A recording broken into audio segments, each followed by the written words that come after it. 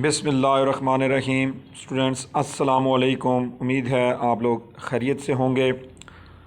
Programming in C on mobile app का आज दूसरा प्रोग्राम जो है वो आपको समझाने जा रहा हूँ। और आज का प्रोग्राम जैसे आपको स्क्रीन के ऊपर लिखा हुआ नज़र आ रहा है, how to write a program in C for calculator using switch statement. तो नाज़रीन, आज का हमारा ये प्रोग्राम होगा जिसमें हम अपने कोड को दो नंबर्स और एक ऑपरेटर देंगे और दिए गए ऑपरेटर्स की मदद से उन दो नंबर्स को या तो अगर हमने जमा जो दबाया होगा तो वो दोनों को जमा करके देगा, और अगर हमने मनफी का साइन दबाया होगा तो वो मनफी करके देगा, और अगर ज़रब या तकसीम हम दबाएंगे तो उसके मुताबिक जो है वो हमें अपना रिज़ल्ट जो प्रोवाइड जो है वो करेगा। तो स्टूडेंट के लिए इसके लिए अगर आप जो गौर से देखें तो हम कैलकुलेटर को एक नंबर देंगे, उसके बाद हम क्या देंगे, ऑपरेटर देंगे, और फिर हम जो है वो एक नंबर देंगे। तो दिए गए डाटा के मुताबिक वो हमें, अगर हमने प्लस उसको दिया है तो वो दोनों नंबर्स को प्लस करके देगा, अगर माइनस किया है तो माइनस, और अगर मल्टीप्लाई है तो मल्टीप्लाई, और अगर डिवाइड है तो डिवाइड करके देगा। तो अगर इन वैल्यूज़ को आप गौर से देखें तो हम उसको दो इंटीजर यानी 25 भी इंटीजर है और 30 भी इंटीजर है, और एक जो प्लस का निशान है स्टूडेंट, ये आपको पता है कि जब आपने कोई सिंगल वैल्यू देनी हो तो उसके लिए हम डेटा टाइप क्या रखते हैं, कैर यानी करैक्टर डेटा टाइप हमने रखनी पड़ती है। तो इसके मुताबिक हमारा जो प्रोग्राम है उसमें टोटल 3 वेरिएबल्स होंगे, 2 इंटीजर टाइप के वेरिएबल होंगे और एक करैक्टर टाइप का वेरिएबल होगा। तो चलते हैं अपनी ऐप की तरफ और प्रोग्राम का पहला हिस्सा हम डिज़ाइन करते हैं, जिसके रन होने पर वो हमसे एक इंटीजर, एक ऑपरेटर और एक जो है वो इंटीजर लेगा। तो ऐप जो है वो उसको रन करते हैं। तो स्टूडेंट यहाँ पे आपको ये भी बताता चलूँ कि जब आप इन लेक्चर्स को यूट्यूब पे सुना करें, एक तो इस स्क्रीन को फुल व्यू कर लिया करें, और दूसरा जो आपकी पिक्चर क्वालिटी है, जो आपकी वीडियो क्वालिटी है, वो कम से कम 360 से ऊपर रखा करें। इवन आप अगर 480 पे देखेंगे तो फिर तो आपको बिल्कुल क्लियर और वाज़ेह जो नज़र आएगा। और दूसरा स्क्रीन जो मैक्सिमाइज़ कर लें तो आपको पूरे मोबाइल की स्क्रीन के ऊपर जो है वो ये स्क्रीन जो है नज़र आएगी। तो बढ़ते हैं, ये हमारे कोड का बुनियादी जो स्ट्रक्चर है। अभी हमने डिस्कस किया कि हम 3 वेरिएबल्स क्रिएट करेंगे जिसमें 2 इंटीजर होंगे और एक कैर होगा। तो सबसे पहले इंटीजर वेरिएबल डिक्लेयर करने के लिए इंट लिखा जाता है, फिर स्पेस और अपने वेरिएबल के नाम। मैं एक वेरिएबल का नाम x और एक वेरिएबल का नाम जो है वो y रख रहा हूँ, और देन उसके बाद सेमी कॉलन डालना जो है वो ज़रूरी है। उसके बाद अगली जो डेटा टाइप है वो कैर है, CHAR कैर, और उसका नाम मैं रख रहा हूँ जी z। ठीक है, उस वेरिएबल का नाम मैं क्या रख रहा हूँ, z। आप इसका नाम OPR या कुछ भी रख सकते हैं। बुक में ज़्यादातर जो ऊपर वाली वैल्यू है उसको ऑपरेंड 1, ऑपरेंड 2, और ये जो कैर वाली वैल्यू है इसको ऑपरेटर जो लिखा जाता है, लेकिन मैं इनके नाम XYZ में ले रहा हूँ। अब प्रोग्राम का पहला हिस्सा बनेगा जहाँ तक कि हम यूज़र से वैल्यू जो लें। तो सबसे पहले हम एक इंटीजर लेंगे, फिर करैक्टर लेंगे और फिर इंटीजर लेंगे। तो इंटीजर लेने के लिए मैं पहले अपना लेबल जो लिखूँगा printf के अंदर, और लिखता हूँ जी प्लीज़ एंटर फर्स्ट वैल्यू, या प्लीज़ एंटर फर्स्ट नंबर, पहला नंबर एंटर करें। वैल्यू से तो उसे सही क्लियर नहीं होगा कि ABC वैल्यू देनी है, क्या देनी है। तो प्लीज़ एंटर फर्स्ट नंबर से उसे क्लियर हो जाएगा कि मैंने नंबर देना है। अब ये नंबर लेने के लिए आपको पता है हम क्या करेंगे, scanf का फंक्शन लिखेंगे, और scanf के अंदर क्योंकि इंटीजर है तो आप क्या करेंगे, फॉर्मेट स्पेसिफायर जो कौन सा इस्तेमाल करेंगे जी, %d इस्तेमाल करेंगे क्योंकि ये इंटीजर है। देन डबल कामों के बाद जो है वो आप क्या करेंगे, कॉमा लगाएंगे, और फिर एंड के साथ जिस वेरिएबल में ये वैल्यू सेव करनी है हमने x में सेव करनी है। अब ये लाइन आप यहाँ तक इसको रन करके देखेंगे ये रन हो रही है या नहीं हो रही। एक लाइन लिख गई है, इसको रन करते हैं तो स्क्रीन के ऊपर देखें लिखा आता है प्लीज़ एंटर फर्स्ट नंबर। यहाँ पे क्लिक करके कोई इक्वल वगैरह लिखने की ज़रूरत नहीं है, डायरेक्ट जो वैल्यू दें 25, एंटर दबाया तो हमारा एक स्टेप तो सक्सेसफुली पूरा हो गया। अब नंबर के बाद हमने क्या लेना है जी, नंबर के बाद हमने लेना है ऑपरेटर, प्लस माइनस डिवाइड। ठीक है जी। तो उसके लिए मैं करता हूँ जी printf, उसका मैं जो है वो लेबल लिखता हूँ पहले। दूसरी लाइन में आने के लिए \n, कुछ लोग यहाँ पे \n भी लिखते हैं, वो जो गलत है, \n होता है, इसे कहते हैं एस्केप सीक्वेंस। अब यहाँ पे लिखता हूँ जी select plus minus divide plus minus divide या मल्टीप्लाई। ठीक है, फिर आगे हम इक्वल का निशान जो डाल देते हैं। इसके बाद आपने सेलेक्ट प्लस माइनस डिवाइड या मल्टीप्लाई थोड़ा सा स्पेस दे के खूबसूरती के लिए इक्वल डाल दिया। आप चाहें तो यहाँ ऊपर भी इक्वल डाल सकते हैं, थोड़ा खूबसूरत जो लगेगा।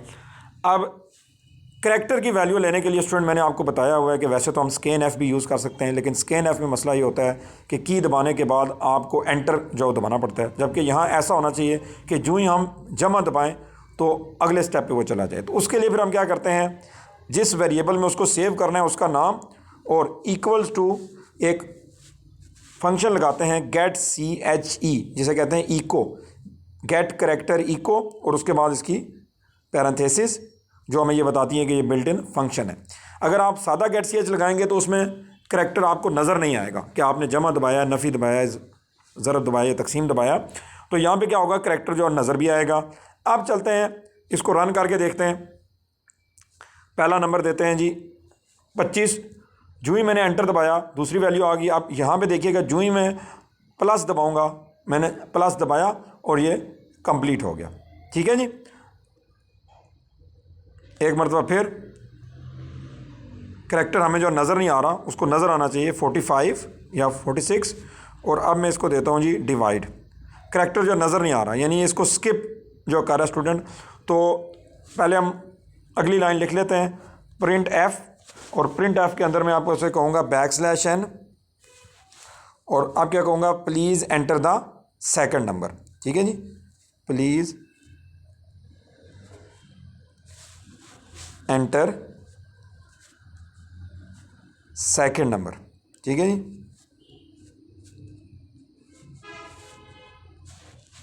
और आगे इक्वल का साइन डाल देते हैं ताकि ये थोड़ा खूबसूरती के लिए। ठीक है जी। अब चलते हैं नीचे, इसका स्कैन एफ लगाएंगे इसकी वैल्यू लेने के लिए। जितने वेरिएबल्स होते हैं उतने ही आपको स्कैन एफ जो लगाने पड़ते हैं। अब ये भी इंटीजर है तो हम कौन सा फॉर्मेट स्पेसिफायर लगाएंगे जी, %d लगाएंगे और डबल कामों के बाद कामा लगा के तो एंड के साथ उसकी वैल्यू लेंगे। ठीक है जी, एंड, और एंड के साथ हम क्या लिखेंगे, y। ये वैल्यू हम किस में सेव करेंगे, y में। अब देखिएगा इसको मैं रन करता हूँ तो यहाँ पे मैं वैल्यू लिखता हूँ जी 25, एंटर दबाया तो वो स्किप कर रहा है फ़ौरन। ठीक है जी। यहाँ पे कुछ मोबाइल्स में ये एरर आ रहा है, कुछ स्टूडेंट्स ने मेरे साथ जो रब्ता किया है कि वो ऑपरेटर वाली लाइन पे रुकता ही नहीं है, वो उसको स्किप कर देता है। ठीक है जी। इसका एक हाल तो ये है कि आप अपनी इस ऐप को अनइंस्टॉल करके दोबारा इंस्टॉल करें। अगर फिर भी ये मसला आता है तो फिर हमारे पास एक तरीका है कि हम फोर्सफुली उसको रोक सकते हैं। वैसे तो जब आप टर्बो सी के अंदर ये कोड लिखेंगे तो ये सही बिल्कुल जो रन करेगा, लेकिन ऐप क्योंकि समटाइम सही काम नहीं करती, इसके लिए मैं आपको एक हल बताता हूँ कि ये जो पहला स्कैन एफ है इसके बाद आप एक बिल्ट इन फंक्शन लगा देंगे। कौन सा जी, गेट CH का फंक्शन। गेट CH का फंक्शन लगाएंगे। कई लोग जल्दी में इसको गेट CHAR लिख जाते हैं, वो गलत है।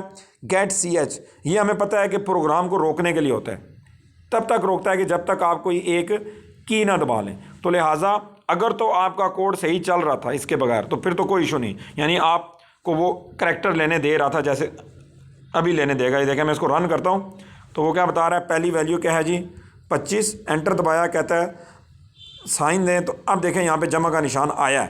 पहले मुझे वो ये मौका नहीं दे रहा था, जो ही मैं 25 लिख के एंटर दबाता था तो जो लाइन नंबर यहाँ पे 10 और लाइन नंबर 11 हैं वो तेज़ी से गुजर जाती थी, इस वजह से वो मुझे जमा का निशान, जैसे अभी भी मैं देखें ये गेट CH अगर हटा दूँ तो अब मैं रन करूँ तो देखें 25 के बाद वो जो ऑपरेटर वाला स्टेप है वो फ़ौरन जो गुजर जाता है, और आगे जो मैं वैल्यू देता हूँ वो नंबर ले रहा है वो, तो एक वैल्यू ही वो तेज़ी से स्किप कर देता है। तो उसको यहाँ रोकने के लिए, यानी पहली वैल्यू के बाद मैंने उसको कहा है कि रुक जाओ, तो जहाँ पे प्रोग्राम को रोकना हो वहाँ पे हम ये गेट CH का फंक्शन लगाते हैं स्टूडेंट। ठीक है जी।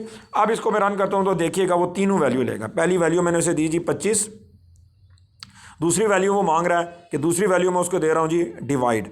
ये डिवाइड भी लिखा हुआ नज़र आ रहा है आपको। अब वो कह रहा है please enter the third value, तो थर्ड वैल्यू में हम उसको क्या कह रहे हैं जी 67। अब यहाँ तक तो काम हो गया। अब आगे है अगला काम जो है वो है प्रोसेसिंग का काम, कि हमारी एक वैल्यू x के अंदर आ गई है, एक वैल्यू हमारी जो है वो z के अंदर आ गई और एक वैल्यू y के अंदर आ रही है। अब मैन जो चीज़ जिसके ऊपर हमने फैसला करना है वो किस में सेव है, z के अंदर सेव है, जमा, नफ़ी, ज़रब या तकसीम। तो हम क्या करेंगे, हमें पता है कि स्विच जो है वो करैक्टर से काम करता है, तो SWITCH स्विच की ब्रैकेट के अंदर हम क्या पास करेंगे, वो वाला वेरिएबल जिसमें करैक्टर वैल्यू सेव है। और वो कौन सा वेरिएबल है जी? z। यहाँ पे हम क्या कर रहे हैं? z पास कर रहे हैं। अब इस z का मैं कंपैरिजन करूँगा स्विच की स्टेटमेंट के अंदर जाके। स्टूडेंट स्विच की स्टेटमेंट की ब्रैकेटें लगा दूंगा और देन यहाँ पे आपको पता है कि हम क्या लिखते हैं? केस लिखते हैं, CASE केस। स्पेस के बाद आपने क्या करना है? कामा लगाना है, ये वाला कामा। ठीक है, यहाँ पे ऊपर वो कामा नहीं आता, ये वाला जो ऊपर वाला कामा है, क्योंकि ये करैक्टर है तो करैक्टर का कंपैरिजन जो है वो सिंगल कामे के अंदर होता है। कहता है अगर आपका करैक्टर जो है जमा है, यानी जो आपने select plus minus divide multiply में अगर आपने जमा दबाया है तो फिर आप क्या करो? प्रिंट एफ करो। ठीक है जी, और प्रिंट एफ के अंदर आप क्या कर दो?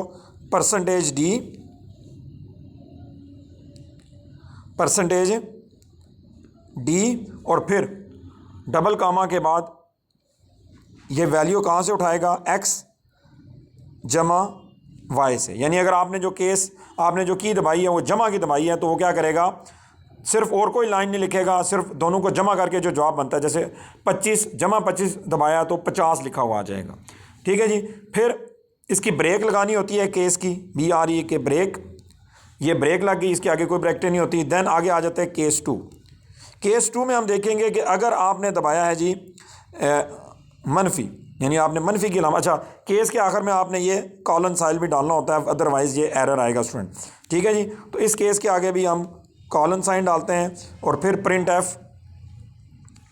इसके अंदर हम लिखते हैं जी %d और देन कॉमे के बाद अगर ये नफ़ी है तो क्या होगा? x नफ़ी y करके जवाब आ जाएगा, साथ में और कुछ नहीं लिखा हुआ आएगा। देन हम इसको कर देते हैं ब्रेक, ये रुक जाएगा। देन उसके बाद तीसरा केस हम देखते हैं। केस 3 में हम कहते हैं जी कि अगर आपने जबाया आपने जो प्रेस किया है वो मल्टीप्लाई जो प्रेस किया है, देन उसका केस का जो कॉलन साइन, फिर प्रिंट एफ। ठीक है जी, ये प्रिंट एफ हम हेल्प आ गई, इसको दबा लेते हैं और देन यहाँ पे हम उसको कहेंगे जी %d और %d के कामों के बाद अगर ये ज़रब है तो क्या करो? x मल्टीप्लाई बाय क्या कर देंगे? y कर देंगे। साथ में कुछ प्रिंट नहीं करवा रहा। वैसे तो आप कह सकते हैं sum is equal to, subtract is equal to, multiply is equal to. मैं सिर्फ जो आंसर जो प्रिंट करवाऊँगा। तो ब्रेक, ये लग गई ब्रेक जी।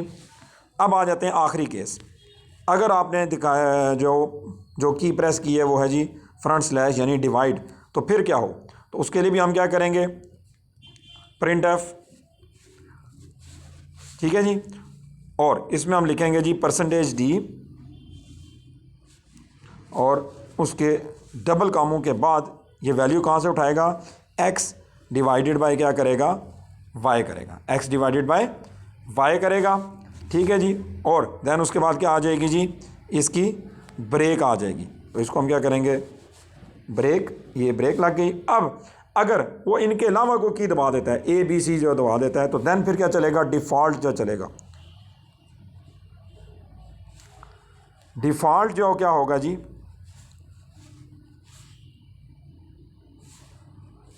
डिफ़ॉल्ट और उसके फिर उसके कॉलन साइन और देन प्रिंट एफ में आप लिखेंगे यू सेलेक्ट रॉन्ग ऑपरेटर। यानी अगर उसने जमा भी ना दबाया, मनफी भी ना दबाया और तकसीम भी ना दबाया, कुछ और दबा दिया XYZ, तो देन ये फिर ये वाली लाइन प्रिंट होगी कि भाई you select the wrong operator. तो अब ये प्रोग्राम हम इसको रन करते हैं। हमने स्विच की स्टेटमेंट में z की वैल्यू पास की और देखा कि अगर z जमा है तो लाइन नंबर 17 में हमसे कहा है कि दोनों को जमा करके तो प्रिंट करा दो। लाइन नंबर 20 में मैंने कहा है कि अगर वो माइनस है तो x और y को माइनस करके तो प्रिंट करवा दो। लाइन नंबर 24 में कहा है कि अगर वो ज़रब है तो x और y को ज़रब दे के प्रिंट करवा दो। लाइन नंबर 28 में मैंने कहा है कि अगर वो डिवाइड है तो x को y से डिवाइड करके प्रिंट करा दो, और अगर इसके अलावा वो कुछ और प्रिंट करता है z के अंदर तो देन क्या लिखा हुआ आएगा? You select a wrong operator. अब आपके सामने इस प्रोग्राम को रन करते हैं। रन की ऊपर हमने क्लिक किया, कहता है एंटर द फर्स्ट नंबर। पहला नंबर मैंने एंटर किया जी 20। कहता है एंटर द ऑपरेटर, मैंने ऑपरेटर एंटर किया जी प्लस। कहता है please enter the second number. क्या जवाब आना चाहिए स्टूडेंट? 20 जमा 20 40 आना चाहिए। ये देखें जी आंसर आ गया 40। अब दोबारा इसको माइनस के लिए जो रन करते हैं, हमने एक वैल्यू एंटर की जी 30, एंटर दबाया, कहता है ऑपरेटर सेलेक्ट करें। अब के मैं सेलेक्ट कर रहा हूँ माइनस और दूसरी वैल्यू रख रहा हूँ 20। जवाब क्या आना चाहिए जी 10। ठीक है, तो ये देखें 10 जो जवाब आ गया। इसी तरह अब मैं इसको मल्टीप्लाई के लिए करता हूँ। पहली वैल्यू में रखता हूँ 5, एंटर दबाया, कहता है सेलेक्ट द ऑपरेटर। ऑपरेटर मैंने सेलेक्ट किया ये वाला स्टेरिक वाला, इसका मतलब होता है ज़रब देना। अब इसको मैंने ज़रब देना है 20 के साथ, तो क्या आना चाहिए 100 आना चाहिए। तो ये देखें 100 जवाब आ गया। अब आते हैं तकसीम की तरफ, यानी डिवीजन की तरफ। हम एक वैल्यू दे रहे हैं 100 और इसको हमने डिवाइड करना है। डिवाइड के लिए ये ऑपरेटर इस्तेमाल होता है फ्रंट स्लैश, और इसको मैंने 25 से डिवाइड करना है। एंटर दबाया तो क्या आंसर आ गया 4। अब देखिएगा मैं कोई रॉन्ग ऑपरेटर जो दबाता हूँ।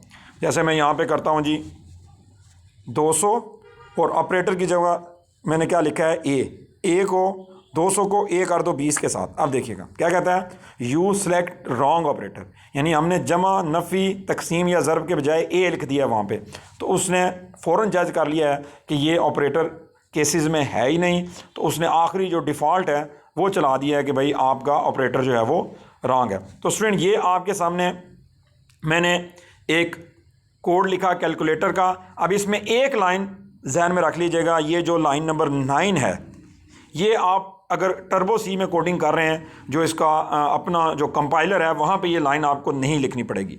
यहाँ ऐप क्योंकि मसला कर रही है मोबाइल के अंदर, वो ऑपरेटर वैल्यू पे रुक ही नहीं रही, ऑपरेटर वैल्यू पे यानी वो जो प्लस माइनस डिवाइड की वैल्यू के लिए रुक ही नहीं रही। इस वजह से उस प्रोग्राम को ज़बरदस्ती यहाँ रोकने के लिए मैंने गेट सी एच का फंक्शन लगाया है, तो तब वो सही काम कर रहा है। अगर इसके बगैर आपका कोड ऐप में सही काम कर रहा है तो कोई मसला नहीं। लेकिन ये ध्यान में रखिएगा कि जब आप इसको टर्बो सी का अपना जो कंपाइलर है, टर्बो सी प्लस प्लस जो कंपाइलर है 3.2 जो है, अगर आप उसमें कोडिंग कर रहे हैं तो देन ये गेट सी एच लिखने की ज़रूरत नहीं होगी। हाँ, ये गेट सी एच तो लिखना पड़ेगा, गेट सी एच ई, जिसके ज़रिए आप करैक्टर जो है वो ले रहे हैं। तो स्टूडेंट होप सो आपको जो है वो चीज़ें अच्छी तरह समझ आ गई होंगी। जाने से पहले मैं एक दफ़ा फिर आप इसको ये परफॉर्म करके हम जो देख लेते हैं, ठीक है जी। और इसको हम परफॉर्म करेंगे अब जो है वो मल्टीप्लाई के लिए 12 और इसको मैंने ज़रब करना है किसके साथ जी 12 के साथ। एंटर दबाया तो ये 144 आपका आंसर जो है वो आ गया। तो स्टूडेंट ये था आज का दूसरा प्रोग्राम। ये मैंने गुज़श्ता लेक्चर से एक सीरीज़ जो स्टार्ट की है कोड्स की। आपकी बुक के अंदर जितने भी कोड्स हैं जो कि प्रैक्टिकल इम्तहान के नुक्ता निगाह से या थ्योरी के इम्तहान के नुक्ता निगाह से इम्पोर्टेंट है, इंशाल्लाह रोज़ाना एक प्रोग्राम इस ऐप के अंदर बना के अपलोड करूँगा। आपसे ये गुजारिश है कि आप इन प्रोग्राम्स को ना सिर्फ बगौर सुने और देन इनको अपने मोबाइल में इंस्टॉल शुदा ऐप के अंदर इंस्टॉल करके तो देन इनको रन करके भी देखें कि क्या आपके वो जो है वो सही चल रहा है नहीं चल रहा। तो दूसरा एक और चीज़ आपको दिखाना चाहता हूँ स्टूडेंट कि अल भी आपको बताया था गुज़श्ता लेक्चर में कि एरर को देखना जो सीखें। अब यहाँ पे देखें, मैं ये अगर सेमी कॉलन हटा देता हूँ लाइन नंबर 13 में से, तो इसका एरर जो किस तरह का आएगा। तो ये देखें, अगर आप गौर से देखें तो इस एरर के नीचे वो क्या कह रहा है कि स्विच का जो एस है, ठीक है जी, ये अगर आप इसको गौर से पढ़ें पहले तो वो पूरा लिखा हुआ है। एरर के आगे लिखा है जी expected semicolon before switch. कहता है स्विच से पहले सेमी कॉलन जो है वो एक्सपेक्टेड है। तो अगर आप इसको देख लेंगे तो ये साथ उसने ये भी लिखा हुआ है कि लाइन नंबर जो कौन सी है, लाइन नंबर उसने क्या लिखा हुआ है 14। तो लाइन नंबर अगर आप 14 पे जाएं तो इससे पहले वो कह रहा है सेमी कॉलन एक्सपेक्टेड है, तो मैं यहाँ पे मैंने सेमी कॉलन रिमूव किया था। इसी तरह अगर यहाँ पे मैं एंड जो ख़त्म कर देता हूँ, ठीक है जी, और इसको मैं रन करता हूँ तो उसने रन कर लिया, लेकिन ये वैल्यू सेव नहीं होगी। 24 जो है वो सेव नहीं हुआ। क्यों? क्योंकि सेव करने के लिए आपको स्कैन एफ में एंड का फंक्शन जो है वो लगाना पड़ता है। अगली वैल्यू भी वो नहीं ले रहा जो मैंने ठीक लिखी है। किसी एक स्टूडेंट का ये भी एरर आ रहा था, तो आप भी इसको जो गौर से देखें कि मैंने एंड नहीं लगाया तो वो बाकी मानदा वैल्यू ले ही नहीं रहा, उसने एरर दे दिया है, ठीक है जी। तो यहाँ पे भी अगर आप एंड नहीं लगाएंगे तो एरर आएगा। इसी तरह मैं क्या करता हूँ, केस के नहीं लगाता जो कॉलन साइन। तो अब देखें क्या होता है, लाइन नंबर 17 में वो कह रहा है error expected colon sign before print F. कहता है लाइन नंबर 17 का जो प्रिंट एफ है उससे पहले कॉलन साइन एक्सपेक्टेड है। तो ये एरर को देखना भी गौर से जो सीख लें। लाइन नंबर 17 ये है, इसके प्रिंट एफ से पहले तो यहाँ से ये आता है, यहाँ पे मैंने कॉलन साइन अभी थोड़ी देर पहले आपके सामने रिमूव किया, तो मैं दोबारा जो कॉलन साइन यहाँ लगा दूँ। तो स्टूडेंट होप सो आज का ये कोड भी आपको अच्छी तरह समझ आ गया होगा और आप अब इसको ख़ुद परफॉर्म करें। उसके बाद भी अगर आपको कोई एरर आता है, कोई दिक्कत आती है, तो वो कमेंट्स में, जो हमारे यूट्यूब चैनल के स्टूडेंट हैं वो नीचे कमेंट्स में, और जो हमारे अपने कॉलेज के स्टूडेंट्स हैं वो जो व्हाट्सएप ग्रुप बना हुआ है उसके अंदर आप अपना क्वेश्चन जो प्लेस करें। इंशाल्लाह आई ट्राई माई बेस्ट कि उस आंसर को जितनी जल्दी हो सके, उस क्वेश्चन को जितनी जल्दी हो सके आंसर किया जाए, ताकि आप अपने प्रोग्राम को ठीक तरीके से रन कर सकें। आज के लिए इतना ही। दुआओं में याद रखिएगा। फ़ी अमानिल्लाह।